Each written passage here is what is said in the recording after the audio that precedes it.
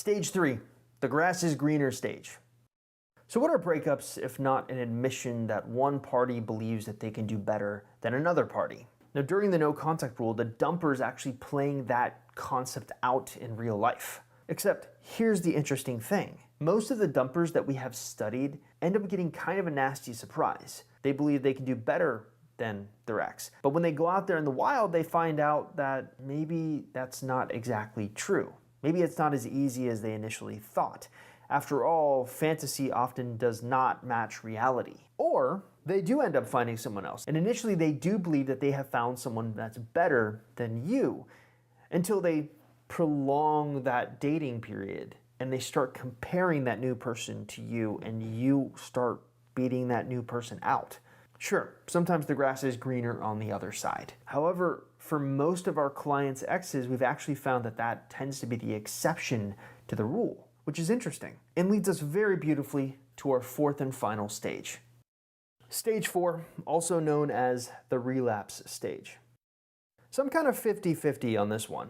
Half the time we find that exes will experience it, and half the time during a no contact rule we find that they skip it entirely. In fact, I actually talked about this in an article that I wrote last week, to which I quote, "Because the pain is so intolerable, you may actually be able to convince your ex to try again. This may not be the first breakup with this partner.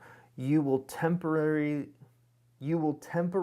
relieve the agony of withdrawal." So essentially what's happening here is that towards the end of the no contact rule, after your ex has suffered without you, after they've gone through these stages, they decide that they're going to relapse and try to ask for you back. Like I said, this tends not to happen all the time, and sometimes it's just a state of mind where they don't actually act on wanting you back or on relapsing to the relationship. But I would like to look at an interesting case study from a real success story to kind of bear this out. Now, if you haven't watched my latest success story with Nina, I highly recommend that you do so. Nina, what makes her kind of interesting is that she actually used our program to get not one, but two of her exes back. And the way that they reacted to the no contact rule was wildly different.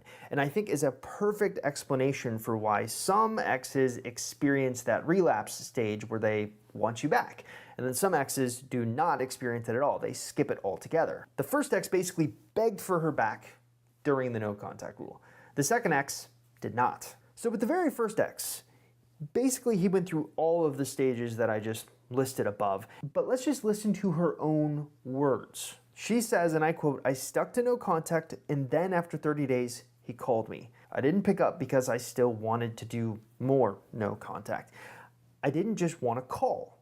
It wasn't going to be that easy. Then he sent me a message saying, 'Hey, can you pick up the phone? Because I want to get back together with you to talk because I want to get back together with you in general.' It was very straightforward." So literally in 30 days, she got her ex back. All she had to do was a no contact rule. He goes through those 4 stages. Now, is this normal? No. This is the exception to the rule.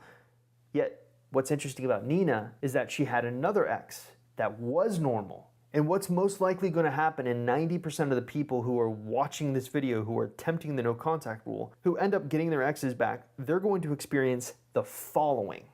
So with Nina's second ex, here's how it went down. He didn't literally contact her at all during the no contact. He literally moved away from her. And it took them 4 months before they got back together.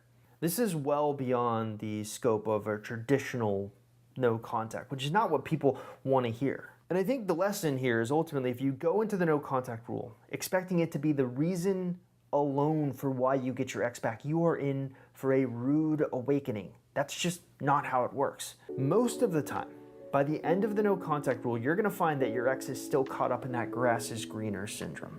They are out there potentially thinking that they can do better than you or slowly realizing that they can't. And what we're really hoping for is by the end of the no contact rule, when it's time for you to reach out to them, that they are slowly having that realization that it's not as great out there as they thought. And here you come.